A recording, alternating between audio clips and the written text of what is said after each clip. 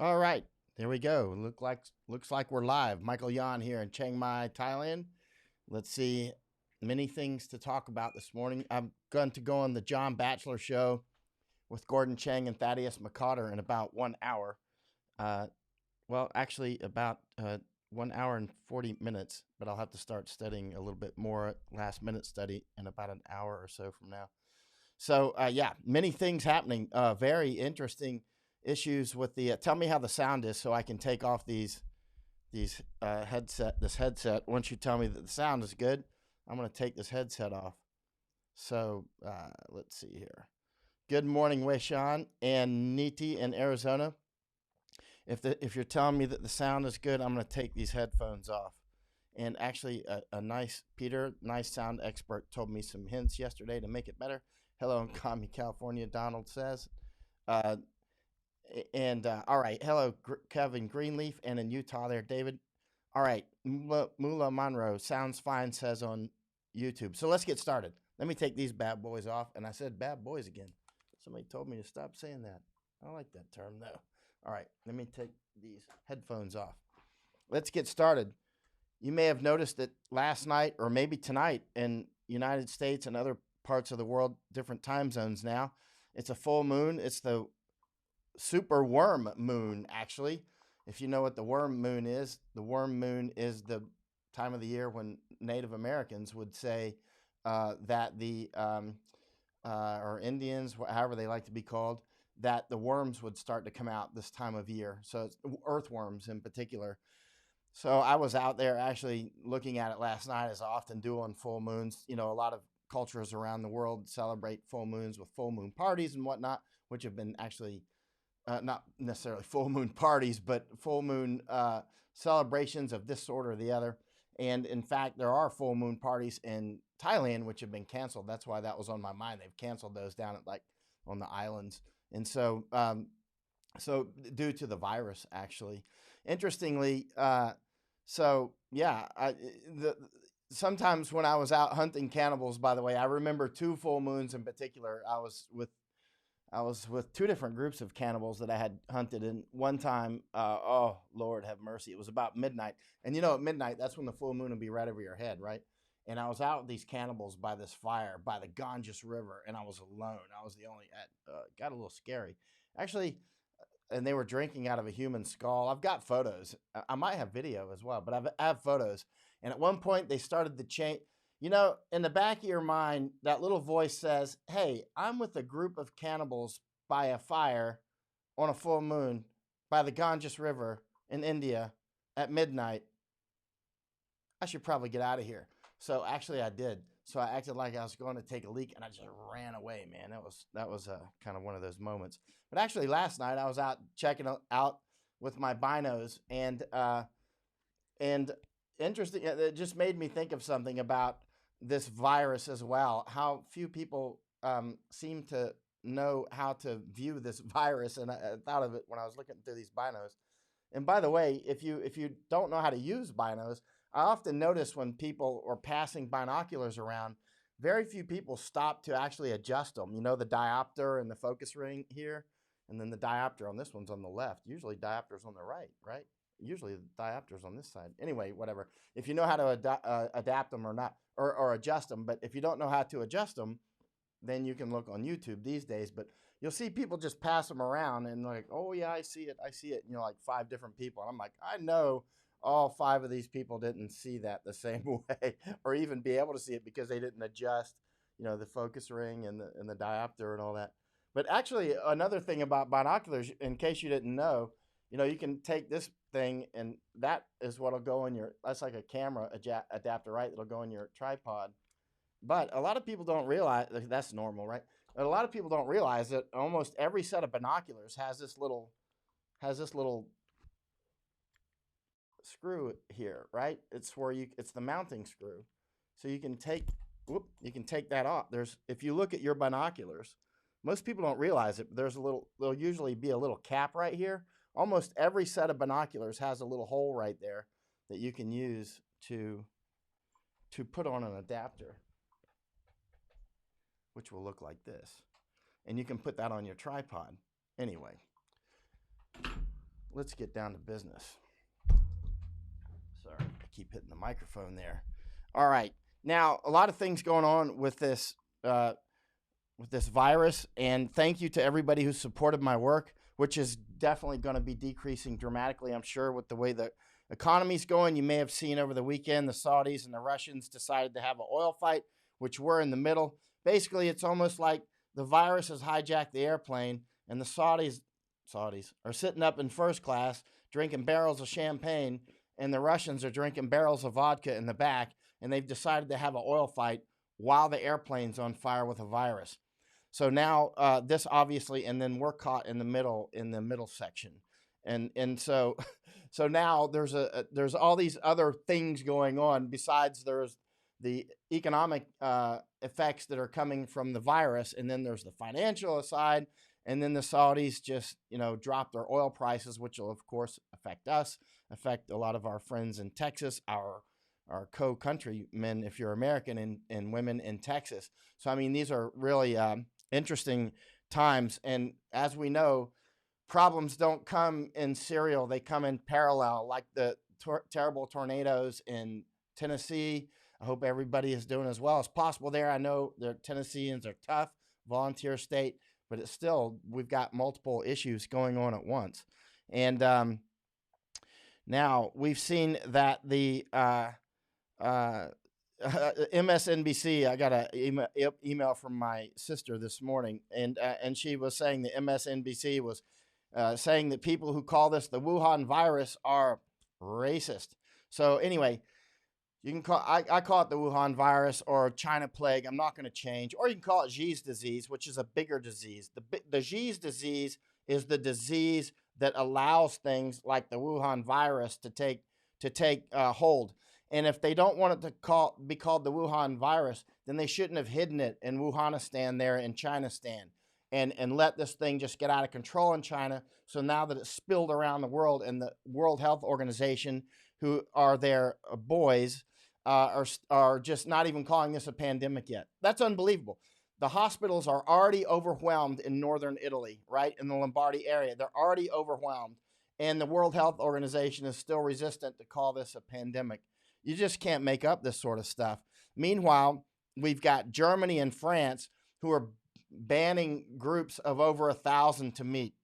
Over 1,000? You're crazy. I mean, my guess is that the reason that they're banning groups that are over 1,000 instead of just closing all schools and closing all, I mean, they need to do a hard quarantine. I've been saying this for a long, long time, way ahead of the curve, and that's why you should be paying attention. My guess is that the reason that they're doing this is that they don't want to close schools, which is obvious that they should do, and they don't want to tell churches and mosques and everybody else you have to close. Woe be the person who says, hey, all churches and mosques, you have to close. Buddhist temples, everybody you have to close. Nobody wants to deliver that news, do they? The obvious news is that you should be doing that. The obvious reality is that, look, Saudi Arabia has canceled the Hajj. This year. People aren't going to be going to Mecca this year for the giant pilgrimage. So in many other Islamic celebrations or pilgrimages, whatever, they have been closed. Others not. So, I mean, likewise, it's really important. I don't know why Italy and Germany and the United States is just, we've been totally third world on this. I'm not saying that the United States is any better. We're just as bad, if not worse. The countries that are doing it right are Hong Kong. I know, I just called Hong Kong a country. Hong Kong, Taiwan, South Korea seem to be doing this well. All other countries seem to be not doing well, especially the United States. I put United States and China approximately on parity on how terribly that we've handled this. We are in the same class as China on how poorly we've handled this. Hong Kong, actually, so many people wearing masks there, so many people doing the social distancing and self-quarantine, washing hands, doing all the basic stuff because they're educated and they have cultural discipline, right? So Hong Kong has actually knocked a dent in even the seasonal herd. They've got more seasonal flu. The herd immunity is what I was thinking of, is not there yet. But the Hong Kong herd is doing the right things, as is the Taiwan herd and the South Korean herd. The American herd is a herd of cats. And likewise, Germany is just facing France, Italy, Iran. All basically screwing up. But look at Hong Kong. Hong Kong, the Mongkok area where I stayed for months covering the insurgency is the most densely populated area in the world. And I was predicting that Mongkok will be the place of the worst outbreak because of various reasons. One, it's the most densely populated area in the world. And at this point, that does not look to be correct. Now, according to the infectious disease experts, we won't actually stop the number of people that are infected. We won't probably diminish that if their experience in science is correct over time. But what happens is you can spread out the cases so that you don't overwhelm the hospitals. And once the hospitals are overwhelmed, and this 5 or 10%, maybe 5% of the people who need critical care and who may well die without it, that the case fatalities will greatly increase once we reach hospital saturation, which has happened in northern Italy already. Now, northern Italy has done the same thing that I'll look at comments here just a second. But northern Italy has done something similar that China did with Wuhan, Hubei province. They announced there's going to be a quarantine, and the Italians are just like got on their trains, bicycles and cars, and they squirted everywhere. Now the United States is obviously going to do this too. When more and more areas start to quarantine down, then Americans are going to squirt out to other places, and it'll create the normal, hey, what are you doing here? Why didn't you stay in your place? And that sort of thing that happened in China, and which apparently seems to be now happening in Italy. The head of the Port Authority of New York and New Jersey has been diagnosed with Wuhan virus. As more and more really well-known people or figureheads get this, like Senator Cruz, or at least is exposed to it and has to go in quarantine, at some point it's going to dawn on the average guy that says, don't panic. Those are the people that are panicking. If you look at some of the people that have been saying don't panic, suddenly in all caps, they're doing these tweets like, elderly people over 60 should stock up on food now and self-quarantine and don't leave the house. And they're doing this in all caps, right? Panic letters. It's amazing. Let me look at comments real quick. Ewan Kit Moon says, Italy just locked down the entire country. And that's coming from Ewan Kit Moon, who has, in thousands of comments maybe on my website, at least many, many hundreds, has never made a single error. You are amazing. You have always, every comment that you've ever made has been measured and has checked out. You really should be my co-host. How well do you speak English? Let's see. I think probably as well as I do, because you certainly write English as well as I do. Open, I just threw the floor to you. Okay.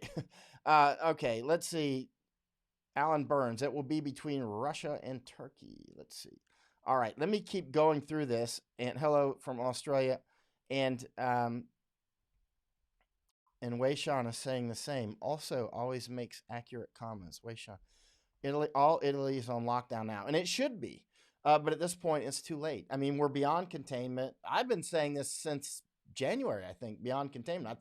I think I can support that claim I just made, that I've been actually saying since January, I believe, that we should lock down all flights in the United States. It's too late. I mean, containment's out of the question at this point. Now I see a few others in the last few days that are saying containment's out of the question. World Health Organization still saying, could become a pandemic. They're unbelievable. They're like the whole country's on fire, and they're like, we should change the batteries on the fire alarm. That's the World Health Organization, and CDC is not much better. But CDC has just told people over 60 and over to stay home. And the CDC and so many others are anti-maskers. They're like the new anti-vaxxers. But now the anti-vaxxers, who have seemed kind of crazy through the years, all of a sudden, and I get my vaccines. I got a bunch last year just to return to India this year. Or actually, I was going to return last year, and then the insurgency kicked off in Hong Kong, so I ended up in that insurgency. And so, right.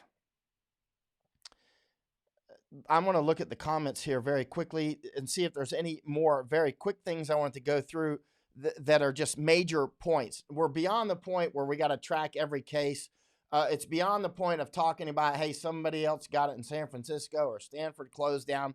We've reached another level of this. And I've been saying, as you remember, well over a month we're already down to the point where we have to defend ourselves. We have to defend our families and the people around us and educate everybody around us as best we can.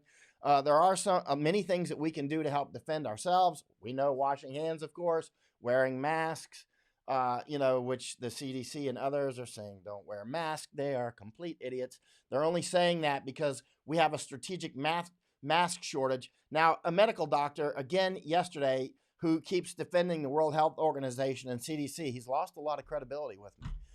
He's saying, he sent me an article yesterday from Newsweek, and and the Newsweek article is talking about many different things on this subject. And the Newsweek article then cites Johns Hopkins, right? Johns Hopkins, yeah.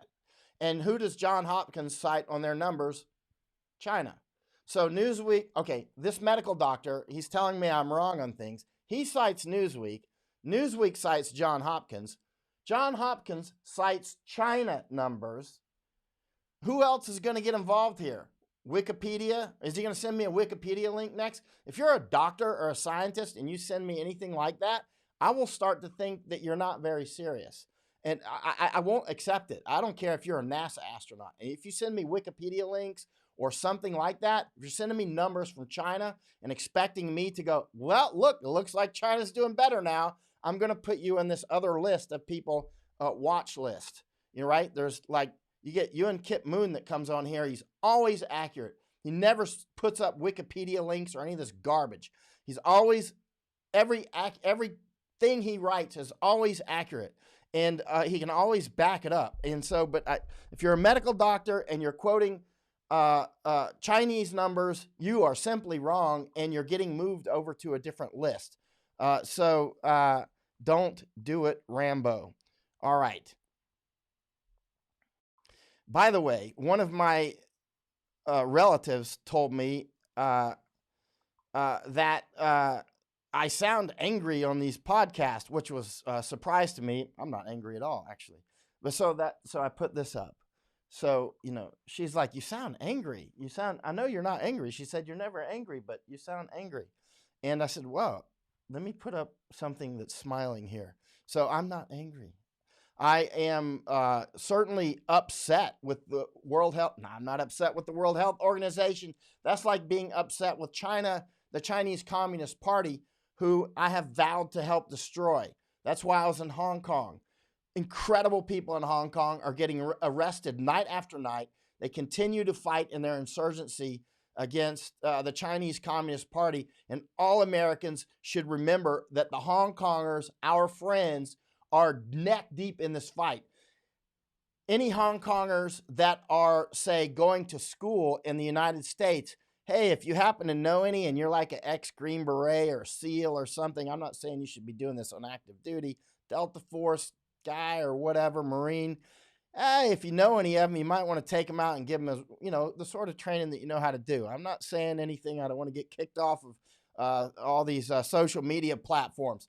I'm just saying that they have an insurgency going on. They are our friends. They are incredibly good people, the Hong Kongers, and they are neck deep in a fight against the Chinese Communist Party, and they need every form of help from us they can get, including use your imagination. Iran has released apparently 70,000 people from prisons. Apparently there's been riots in the prisons. I don't know. I'm not in Iran. I brought this up on these live channels before that. What are we going to do in the U.S. prisons when this inevitably spreads to prisons? It almost certainly has. 99% chance this is in prisons and jails across the United States already. Probably not every one of them, but it will be at this rate very soon. So what are we going to do in a giant prison with a lot of rapists and murderers and that sort of thing? What are we going to do with them? What are we going to do when, for instance, in Italy has the same problem, apparently having riots in their prisons, according to news reports? What are we going to do in the United States with all these prisoners when jailers are sick? they can't go to work. What are we going to do? This is going to happen. What are we going to do when law enforcement, when you call 911 and nobody answers? What are you going to do? Everybody needs to look out for ourselves, right? That means look out for our families, educate the people that we work with, that's why I've shifted everything I'm doing to focus on this incredible thing that has never happened in my lifetime and hopefully will never happen again. There are many lines of defense we can do, of course. Stock up now, which I've been saying since January. Stock up now.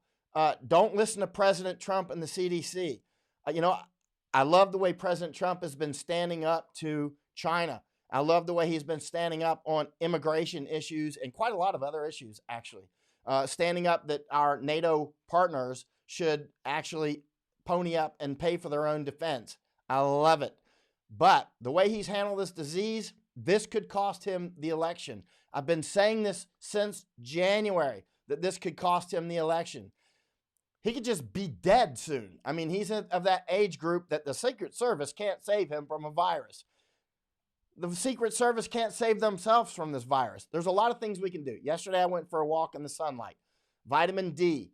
Scientists have known this for a long time. Even 100 years ago, they were saying just getting in the sunlight seems to help. That's why vitamin D help. I went for a walk in the sunlight yesterday. Things like sardines. I love sardines. I got a lot of canned food. Salmon helps. You get vitamin D. I get different. You can get, I love extra virgin oil. That's what I get. I'm not advertising that particular kind. That's the kind they have in a local store. I've stocked up a lot on, sardines and extra virgin oil. Also, tuna fish has vitamin D. Get lots of cans of that. And if you were to run out of cat food, you can give that to cats. You shouldn't give cats tuna fish every day. Veterinarians say it's bad for them if you give it to them every day. I'm not going to do that anyway. But anyway, and sardines, many types, salmon. There's a lot of ways to get vitamin D. Vitamin D seems to have a dramatic effect, and a lot of people, especially white people, are often deficient in vitamin D for various reasons. One is white people normally live in like northern climates, and there's less sunlight and that sort of thing. So if you're Norwegian or whatever, you might want to take vitamin D supplements or try to get out in the sun. Darker skinned people, black people, Asians with darker skin, their skin doesn't seem to produce vitamin D as quickly as white people, though. So when they get in the sun, I don't know. I'm not a medical scientist or doctor. I'm just saying, look into vitamin D. There's many defenses that we can do. Vitamin D, vitamin C. There's many things that we can do to help in our own defenses. One is stock up on food. Another is have a ability to to self-quarantine if possible. Not everybody can do it. Obviously, we know that. But soon, you can count that schools across America are going to close. You can count on that. You can count that schools across Europe are soon going to close. If they don't, they're crazy. You can count huge problems in India. You can count that we're going to have pharmaceutical shortages. I was asking a veterinarian yesterday, because a lot of the how many veterinarian medicines come from China, as an example. A lot of humans do. And how many veterinarian medicines can be used on humans because they're made to the same standards, actually? I don't know. I'm not a doctor. It's just something that floated through my mind. Now, let's see. The United States still has only tested maybe, 1,600 people. Now, the CDC is like, we've sent out all these test kits. Still not enough. But it's going to take weeks to distribute these, do the test, get the test back, and make any sense out of them. This thing seems to be doubling roughly every 4 days. And for those who know anything about exponential functions, you realize that the U.S. health system will soon be overwhelmed. That means your hospital, wherever you're at, America, will soon be overwhelmed, right? That means a lot of things that were elected ain't going to happen. A lot of things that are not even related to this disease are not going to happen because doctors and nurses are going to start getting sick, and some of them are going to die, and they're going to be in quarantine and that sort of thing. Now, people keep saying, like this guy, Anthony, don't like the panic vibes. I'm not panicking at all. Look at me. I'm the one that I'm probably the most experienced living American combat correspondent out there. And I mean combat. I don't mean war. There's a lot of people that have been to a lot more wars than me. But when it comes to real combat, super duper firefights, Wide angle. You know, people tell me you need a telescopic lens to do all your photography in the combat. And I'm like, listen, man, don't tell me about photography in combat, okay? That's something I can talk about like almost nobody you can meet, you know. And you don't need the I use that. That's like I've shot like 0.1% of my photos with any lens over like maybe 70 millimeters or 105 max. Like my whole first year in Iraq war, I would say 99% plus were with a 50 millimeter lens. In reality, I should have been shooting more with wide angle because you're that close with combat. What I'm getting to is I'm not the big panicking type. I'm the one that went out alone in jungles tracking cannibals and got them, right? You know, like at midnight, staking out cannibals on trails and stuff. I'm not the panicking sort. I'm the prepared sort. That's why I'm wearing long sleeve shirts. So if I go out, I'm not even taking this shirt outside of my home. This one stays in. This one's been washed. I'll wash it every once in a while, and I'll hang it in the sun, of course. No, I'm into protection. Can I turn up my mic a bit, please? Maybe I should get it a little closer. Sorry about that. I'll get it a little closer. How's that? Maybe it was too far away. Hello, Norriston, Pennsylvania. I've done that. Hello, Jerry Fowler, one of my old friends, North Carolina. Didn't you get struck by lightning? Jerry got struck by lightning one time. Correct me if I'm wrong. And then for years, people would ask him, can he see the future? Because a lot of people believe if you've been struck by lightning, you can see the future. And, yeah. Yeah, exactly. Too many pseudo experts everywhere, and the who is worthless. A lot of the pseudo experts are actually medical doctors, and actually that are not infectious disease experts, or they're just not paying attention. That's why it comes down to people like us that we have to pay attention and sort through the bullshit, like I do when I go to wars, or when I went to Hong Kong recently or covered Japan, Korea issues, or other issues. I have to go in. My biggest specialty is figuring out who's paying attention, who's got the skill sets to know what they're talking about, and who's going to tell me the truth. That's where I shine. That's why I've been so far ahead in various wars and other conflicts, is because I'm very good at sifting through. Like one very good one, for instance, is Pandemic War Room, Steve Bannon's folks. They're doing a great job. Another one is Peak Prosperity. I've mentioned them several times. This guy, Chris Martinson, he's a great teacher. He's doing a great job. Another one is a English doctor named John Campbell. He's like an old doctor. He said he's been practicing 40 years. He seems like a truth teller to me, and he possesses. And every one of these different groups of people, or they seem to have people behind them. I don't know if John Campbell does, but everybody brings their own little skill set to the table. Like Bannon in Pandemic, he will talk about the macro level, the Saudi issues, the financial issues, and the economic issues, and all sorts of things that deal with money supply, oil prices, all these things, and how these all play in, and the politics, of course, and the disease. And then there's people like Dr. Campbell, the English doctor. He'll talk specifically about the disease and how to do various things so he'll focus on the disease. And then Chris Martinson somewhere in between. And then I'm all over the board talking about my life experience on how to purify water. Sardines are a good source of vitamin D, So we all bring different parts to the table. So we have to listen to a lot of different people and every one of us need to do that. There is no one-stop shopping. I can't talk about big level finance issues. Steve Bannon gets on guests who can, actually. And so that's important. But yeah, I'm not going to succumb to call this the COVID-19. I don't say that often. This is the Wuhan virus, Xi's disease, China plague. And if people are saying that we're racist for saying that, well, then they can just go on back to China stand. All right, let's see. And let's go down to the bottom here. Listening from Northern Nevada. Great. You're most welcome, Larry. I saw some some comments from there's a huge amount of emails and other messages in my inbox. I'm apologizing. There are literally hundreds in there. I can't hit them all. So please be very think before you send me a message. And you've been sending very good messages, but some are asking me, should I fly to here or there? It's like, I'm not a travel agent. You need to think: is this really a question that only Mike can answer, and I can't answer it with Google, right? Or I can't answer it with web searches. And if it's something that you think only I can answer, by all means, hit it with me. But if it's something that you think you can find by web searching, please use that as your first line of defense. And I just had some sort of power surge. You may have heard that. All right, or some sort of power. Black beans, Katrina says, I just bought a bunch more black beans yesterday. Although I've got a lot. It's funny that you even say that. Although I've got everything that I need, really.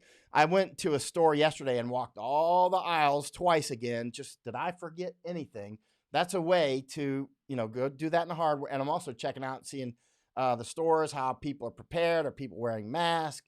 But I went and walked all again. Am I forgetting anything? And I haven't that I can think of. But I was like, well, since I'm here, I'll get some more dried black beans. And I did. And I even got a few more cans of fish for vitamin D and that sort of thing. I don't really need them, but I got more just in case. And since I can carry it. And I also walked in my mask outside for quite a while yesterday in the heat, even though I didn't shave. But I walked outside in the heat for quite a while, and it's hot here in Thailand. It was over 90, but I was just doing it for training. And one thing that you might want to do with your mask and whatnot is wear them at home, just as training. It's something I learned in the Army.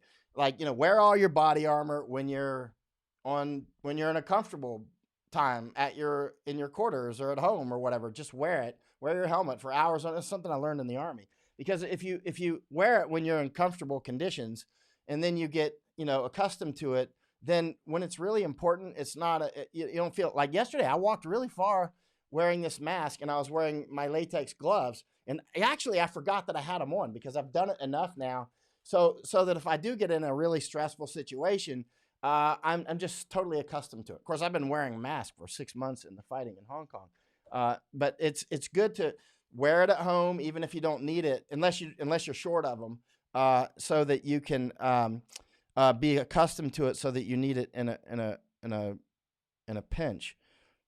All right, and let's see here. Sonia says, someone pull the plug on this wannabe doctor. I tell you what, Sonia with a J, take a flying leap. Go away. Please don't go. Jump out the door. Jump out the window. I don't care. All right. Hello, Mr. Crisp. But go ahead and block yourself. Have fun. Let's see. Viruses aren't racist, Nikki says. That's true. No, Larry, you're not bombing me. You hit a lot of very smart things. I just want to say that there's a lot of people that are sending very important information, and sometimes it's getting it's in a stack of other stuff that's just background noise.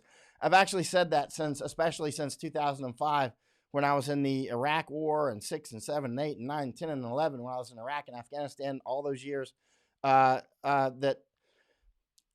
think before you email me, especially when you see me on television or that sort of thing, because I also get spikes in communication. There's times when I'm not getting much communication, and those times I don't mind. But when it's these spikes, like if you see me on big television programs and that sort of stuff, then all of a sudden I'll get these huge spikes in communication, and there'll be really important messages in there that I miss and might not see for. Like, sadly, I mean, I've seen messages from brothers and sisters and mothers and fathers and family members of soldiers I was with who were killed, and they wanted more information, and I did not even notice their messages for months or even years. Literally. One time I was just going through old messages that were years old, and I'm like, oh no, I've missed numerous messages from family members. I never even saw their messages. I never responded until years later. And I don't even know if they got the responses. So, I mean, messages like that where they wanted to know something about their loved one, and I did not even see their messages because they were piled up, for which I I can't apologize enough. I mean, it still actually bothers me quite a lot. And when I see these big stacks of messages, I often think there might be something in here that is really vital to somebody. Okay. I'm going to ask a few more questions, and then I will need to go offline because uh, to I'm going to have to prepare for this interview on the John Batchelor show. You know, I love that show, and I'll be on with Gordon Chang, and I think Thaddeus McCotter will be on as well. All three of them were at CPAC, by the way, uh, and um, and uh, and so I'll be on at 9:45, which is an hour and 15 minutes from now, EST 9:45 Washington time. Actually, let me see if John or Gordon have sent me any emails since I've been on. And but you can go to the John Batchelor show. Let's see. Got some emails from John before I went to sleep.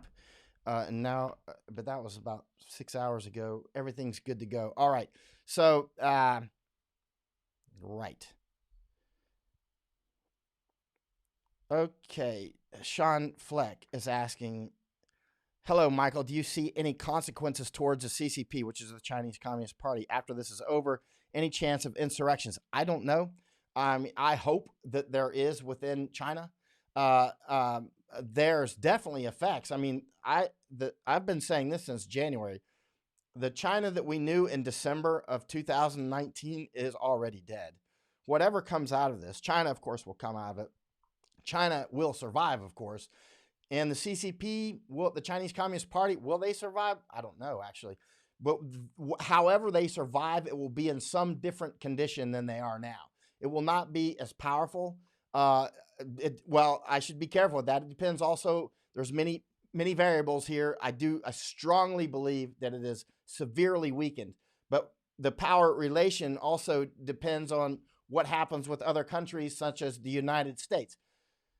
I think the United States will come through this strong, but there's going to be economic, very bad times ahead for the United States, and they're just starting now. But they're going to get started, and then hopefully we'll start. This will help us to move, production of many of our pharmaceuticals and other components that we need for everyday stuff back to America or to friendly countries, and certainly not one that's openly hostile to the United States.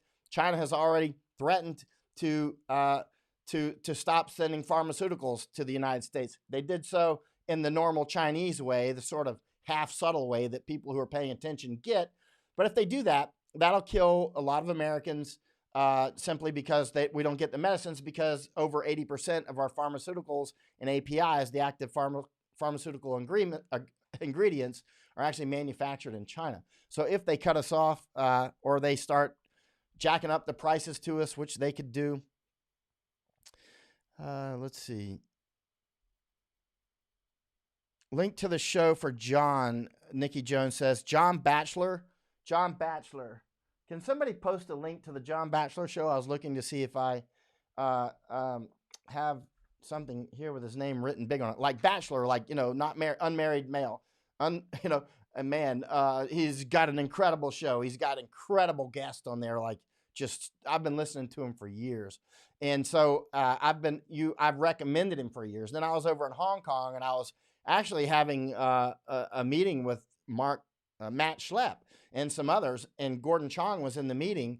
Matt Schlapp, who, had CPAC, and you can see that photo of Matt shaking hands with President Trump at the CPAC. That was all over the news recently. But we were in a room, and there was some interesting people in the meeting, and Gordon Chang was one. And Gordon Chang is always on the John Batchelor show. And Matt Schlapp was in there, as well as some other really, really interesting people. And Gordon comes up to me, and he goes like, hey, would you consider coming on the John Batchelor show or something like that is what Gordon Chang said. And I was like, are you kidding? Yes, of course. That's like the prom queen asking me for a date. Yes, I'll come on with you, Gordon Chang, on the John Batchelor show. That's like one of my favorite radio shows ever. And I just got invited onto it. Man, it's like Asking a kid if he wants to play in the NBA? Of course I will. So I've been coming on for 8 months or something. I don't know, a long time. And we go on usually about twice a week, depending on what's going on. So yeah, John Bachelor show, man. I love that show. And so if anybody has a link, please put it up.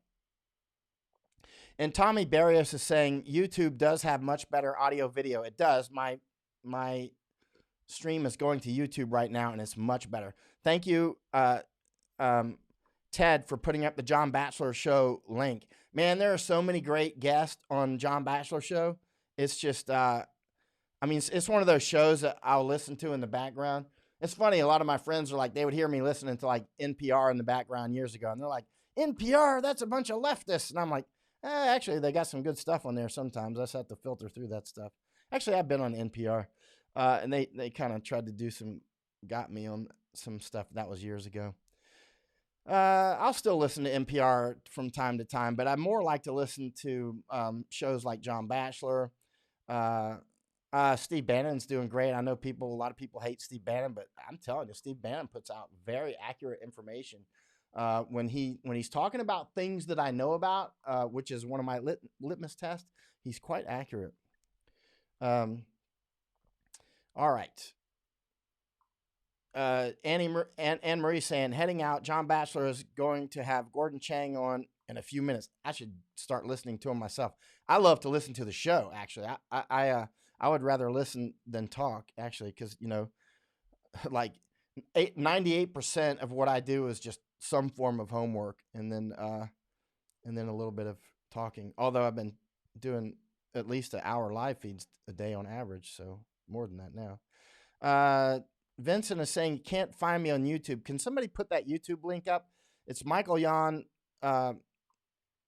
war correspondent and cannibal hunter. And there's 3 different pages though with that name, and so there's the one with about 4,000 followers is the right one.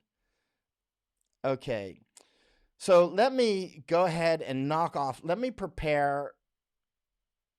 Let me see what Caroline is saying. Elizabeth Marie. 3 years ago, I broke my ankle and they started giving me vitamin C. I continued to take it. I do too, actually. Not always, because I eat really well, but I do take vitamin C. I got like loads of vitamin C. And my strategy on vitamins, by the way, is I'll get like multiple multivitamins. You know what I mean? And you know, you get those little pill things. You know, the pill day by day pills. So you don't. Which one did I take? And what I'll do is I'll put like Monday. Well, I see I've been clipping. I see the red over there. On Monday, hey man, where's the sound people telling me I'm clipping?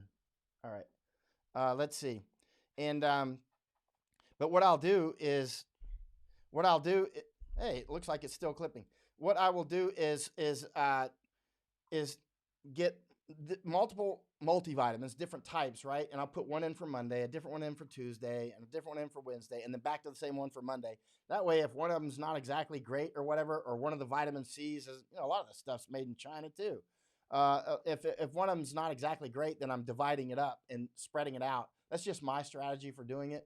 I don't know where I got that from. If I thought it up or somebody taught me, somebody probably taught me when I was a kid, and I've probably forgotten about it. Tommy Barrios, thank you for PayPal. Did I not thank you? Actually, PayPal is something I sometimes have problems thanking people on.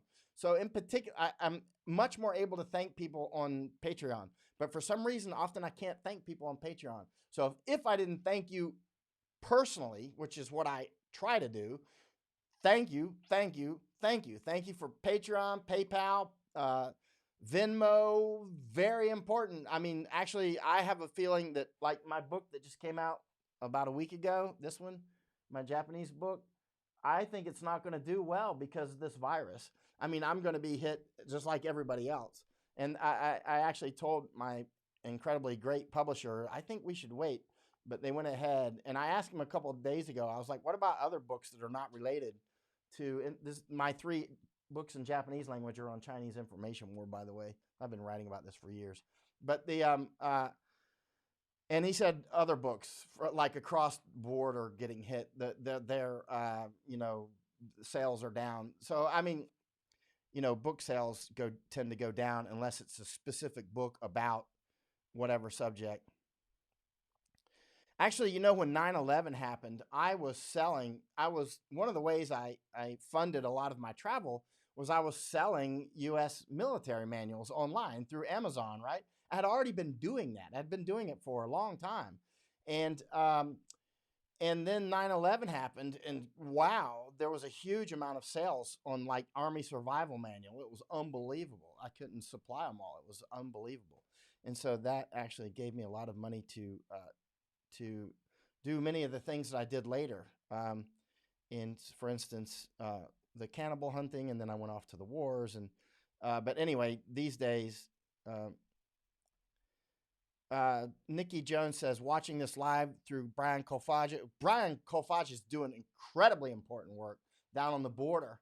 And so I post on his website 3 of his Facebook pages, which is the Brian Kolfage page, Conservative Values, and I'm sorry, what's the other one? But anyway, he's got 3 very busy pages, and this goes out to those, and he does a great job. I want to go back there and see the wall. Yeah, a pill organizer, Bryn said, yeah. Oh, okay. Charles said my signal was not clipping. I was seeing the red light on the mixer. Yeah, John Batchelor is great, man. I love the John Batchelor show. I'll listen to it when I'm just other stuff. Like he goes on about physics. I love physics. He'll go on about, he'll get like guests. Like he's had this astronomer on that I've been communicating with. I want to get that astronomer on my show. And we've been communicating a lot. But I want to read a couple of his books first before I invite him on. Yeah, I do need an assistant, Cynthia. Big time. Let's see. I need to prepare for the John Batchelor show, but let's see. Okay. One of the things I think is very important is that we stop listening to our governments. That's German, French, United States, that are putting out false information by the bucket load. The people that are doing this right are Hong Kong, Taiwan, and it looks like South Korea. Certainly not China, certainly not Iran, and not United States. I mean, the United States, when it comes to this, is sad. I mean, I'm American to the core. Look, man, see that? That was my Army unit, right? I'm as American as you can get. I mean, my mother's side came over in 1609. I mean, that's how far back I go in America. You can't get more American unless you're a Native American. And so, but let's face the truth. Our CDC and other experts, including our president, has been putting out wrong information that will certainly cost people their lives. We won't be able to directly say, well, this guy died because of that. But certainly some of the things that, this could be such an earth-shattering virus. I've been saying this since January. I mean, President Trump literally could die from this, or be in quarantine soon, or be in intensive care, as could Mike Pence. I like Mike Pence. I mean, there could be a lot of many of our senators and representatives and governors and movie stars out in Hollywood suddenly, boom, taken out of action. Hollywood productions put on halt. And actually, one of my friends, she's a filmmaker. She's been asking me, should she plan to go to Cannes Film Festival? I'm like, no way. And she sent me a link some hours ago that the film festival is still scheduled to go. And I'm like, they're ridiculous. And the Olympics as well. The idea at this point that the Olympics or that film festival is actually going to go on, it's a very small chance. Very small chance. A lot of people are just counting on that the warm weather will wipe out this virus. The experts will tell you it will not. They don't even know if this is seasonal yet. We're not going to know if it's seasonal until we go into and through the season, right? And not only that, even if it is, then when we get back into the later months of the year, it's going to probably increase again if it follows the normal pattern that the infectious disease experts tell us that it likely will follow. And so there you go. Oh, Todd is saying, my audio levels are a bit low in relation to other channels I've been watching tonight. Man, I got to work on that. I got a cloud lifter on this bad boy. Let's see. I used the term bad boy again. Let me put this closer. Tell me if it's clipping. I see the red light on clipping there on the gain. So if hey, audio experts, tell me, do you hear clipping? Are we clipping there? All right. Okay, Melanie. Let's see. Okay. Ever think about ebooks? Yeah, actually, Danger Close is an ebook. And all three of these are in ebook. All three of my Japanese books are in ebook. And this one was just released last week. And Danger Close is a really great book. Actually, I love Moment of Truth in Iraq too. But Danger Close was my first book. Actually, when my first book, Danger Close, first came out, it was the only book by this title, right? It was the only book by the title Danger Close. That's actually not the first cover. This was a subsequent cover because I went through how many? 4 or 5 reprintings? I don't remember. But anyway, it went through a lot. Or was that the first cover? I don't remember. Anyway, but it was the only book by that.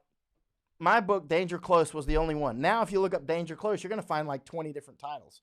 One was by like some Delta Force commander, I think, and another one was by a Kiowa pilot. Actually, I know her sister. She was a pilot too.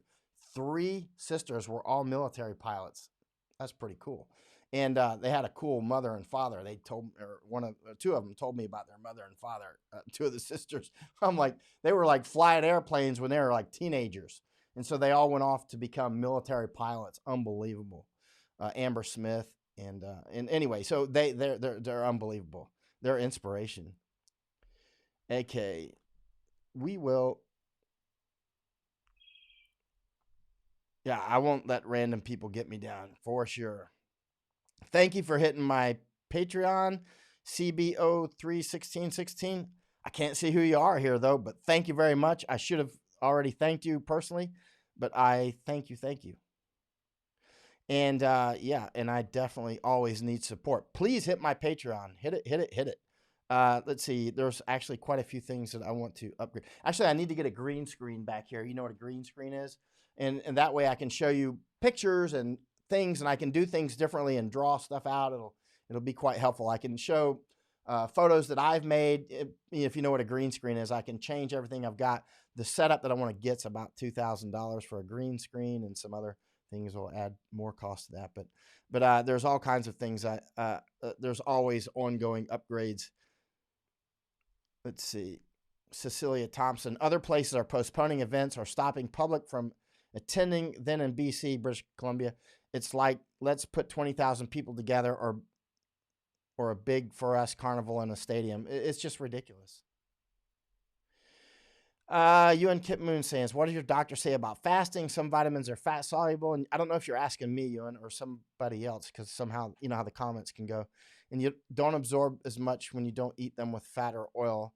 Actually, I'm not fasting right now. But if people start to, if we get into a situation where food is short and people are like, hey, I want to start fasting. I was talking with, actually, let's talk about something I should have brought up earlier. This is important. And then I've still got time. I've still got at least 15 minutes. And one of my friends who works in an interesting place.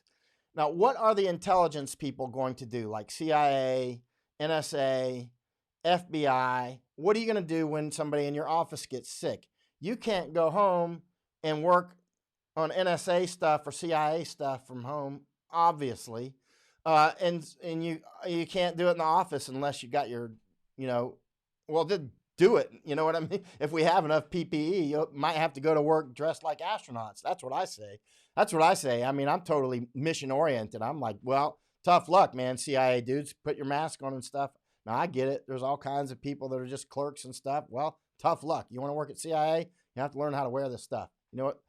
But now, interestingly, one of my friends that works in one of those places said that, now what's going to happen when intelligence agencies in the United States and others of that sort of mission critical jobs, if the government asks you to self-quarantine and you go home, some people in some jobs, I'm not saying this for CIA, I don't know, but let's say other positions, let's say it's a civilian job, but I'm going to be careful with my words. I don't want to say anything that's incorrect. But if you're in some positions, if you are asked to go home, then you'll be going home without pay, right? And then if you're like, no, I'm not going to go home, I'm not going to go self-quarantine, then they have to order you home, and then it will be with pay. And then they'll actually, if they order you to quarantine, then they are actually responsible, this is what I was told, for supplying you with food and even guarding you, which is, there you go. I mean, that's interesting. I want to know more about that, but that's quite interesting. But voluntarily going home could be the United States, and I've mentioned this before on a few live feeds, but we need to hammer it home and do one dedicated to this and get insurance people and other, medical. I was about to sneeze. See if I can withhold my sneeze. It takes discipline, but I'm not sure if I can do it. Sneeze, don't. The United States and Thailand, we're about to pay for our very shoddy medical systems. Of course, the United States has top-end medical care, and Thailand has that for the people with the money, right? That's why a lot of Canadians go to the United States for medical care, even though they've got that socialist medical care on our northern border. However, now there's a lot of Americans and Thais, they don't want to go in to get tested, even if the tests are there, because they can't afford the test. They can't afford the test. And so if you're an American and you can't afford to quarantine yourself, for starters, because you're going to miss work, because we don't have a system that allows us in this really serious situation. This is a national security issue of the utmost importance. I heard somebody on some of the news channels this morning comparing this. This could be like the Iran hostage crisis with Jimmy Carter.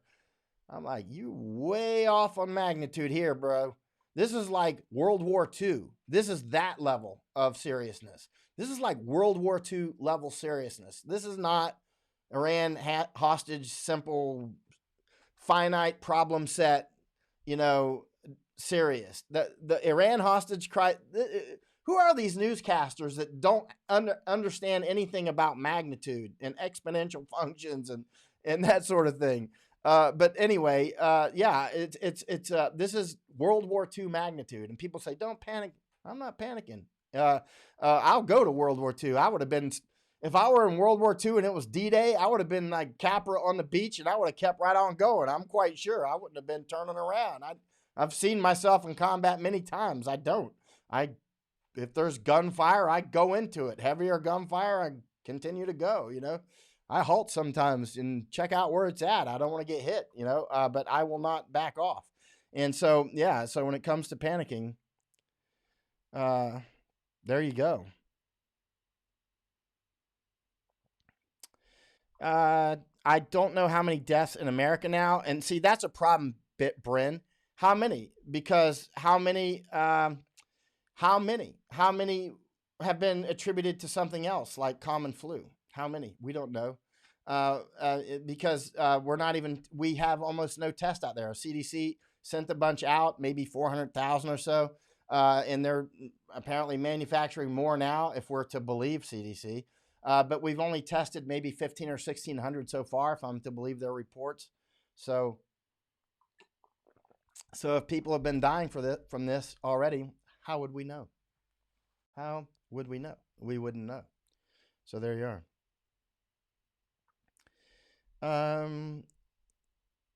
Let's see.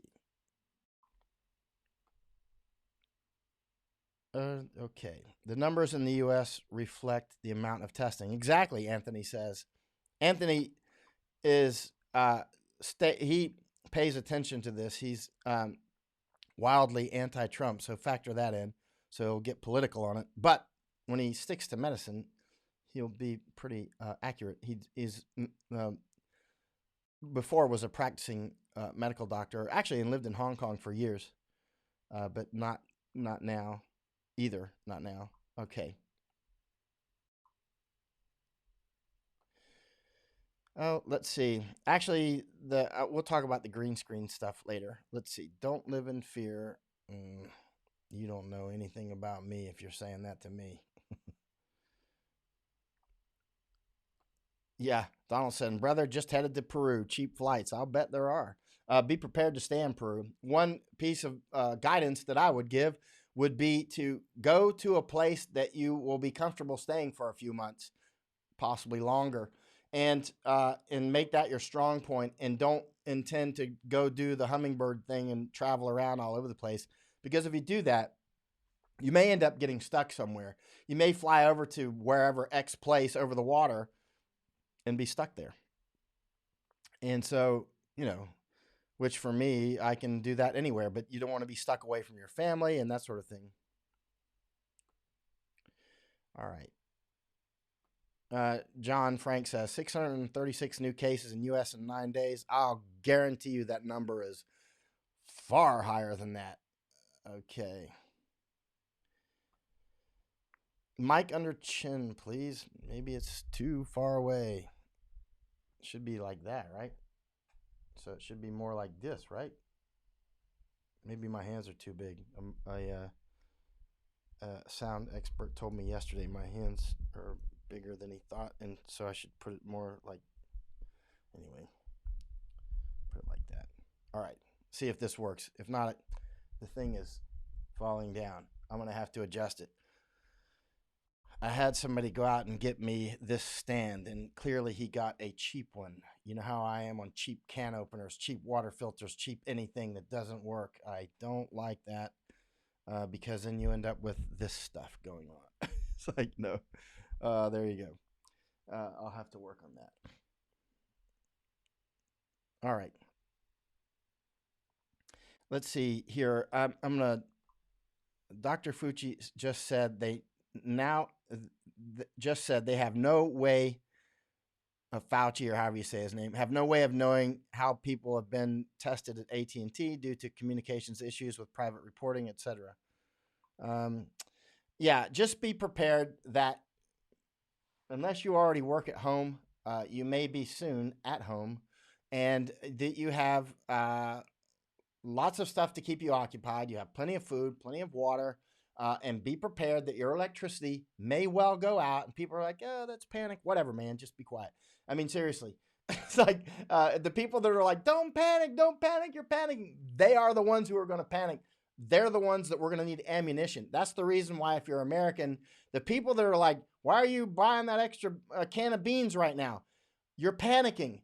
Those are the reasons. Those people are the ones we have to buy ammunition for, to guard against. Because when this really happens, as it's unfolding now, if food supplies are interrupted, suddenly they're going to be hungry.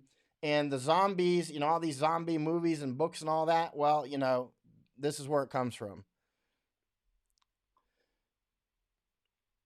Tony saying, yeah, actually, I wasn't going to mention your company because I didn't want to mention it, Tony, unless you mentioned it. You now manage a biotech firm focused on immunotherapy. I didn't want to mention it unless you mentioned it. That's why I didn't say anything. That's why I just said you're still in the medical world.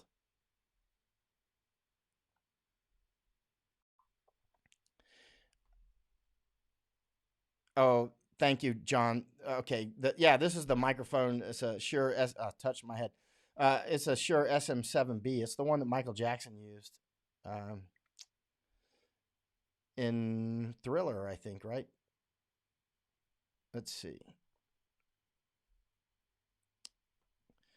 Who? Yeah.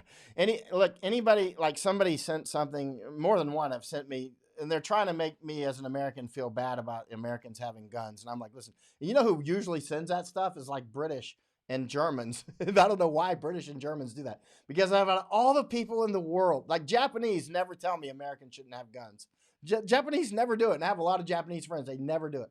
But British and Germans, they just like feel compelled to be like, surrender your weapons. And I'm like, the two mainest, biggest, groupest people in the world that should never tell Americans like me we shouldn't have guns and ammo are British and Germans. I love British. Ich spreche Deutsch. Ich habe in Deutschland für 4 Jahre gewohnt. Ja, ich kann fließend Deutsch. I mean, I speak German, right? I lived in German 4 years. I love Germany. But trust me, I ain't giving up our weapons. Okay. What's the name of the... Melanie says, what's the name of the bullets that can shoot through doors in case someone is in the house and on the other side of my door? Big bullets will shoot through big doors. But don't shoot through any... If you can't see who you're shooting at, don't shoot unless you are super positive what you're shooting at. Like I won't shoot at anything unless I'm in a real firefight and there's like, there's no way I would fire without being able to see my target or have ultra high confidence that behind that door is my target. That means me or my family or friends lethal harm. I would never fire through a door unless I was super positive. That would be, it just goes against all of my training and everything. I'm not saying I wouldn't shoot through a door. It depends on the situation, but generally I would not. I'm not saying I wouldn't, just generally. Yes, seriously, dude. Let's see. All right. That's right. Okay, let's go ahead and go off. Yeah. Kevin says they tried in 1776 and we shot them in the face. He's talking about the British and the American Revolutionary War, in which some of my grandfathers actually fought. We were able to trace them back. So it's quite interesting. One finger pointed at other four fingers when you point at yourself. That's true. All right. Oh, Lord. Your husband was shot and killed in our home 7 years ago. That's terrible. That's terrible. I hope you're doing well now. Sorry to hear that. Peter Michael Sullivan, how are you able to own firearms in Thailand as a Farang? I didn't say I own firearms in Thailand, but your families and that sort of thing can have firearms. But yeah, lots of bullets will go through doors. Depending on the type of door, any bullet will go through. Depends on if it's a paper Japanese door, a BB gun will go through. Depends on the door and depends on the bullet. I'm not saying word Dunlap. I'm not saying I would not shoot through doors. I'm saying I would give it a pause, and unless I was super sure that a lethal enemy was being offensive towards me or loved ones, I would not do it. Certainly, there's situations where if you're in some sort of combat, you would do that. And combat doesn't require war. Police get in combat every single day, and it's real combat. It's warlike. If people are shooting at you and you're shooting at them, that's combat. You don't need to be in a war. All right.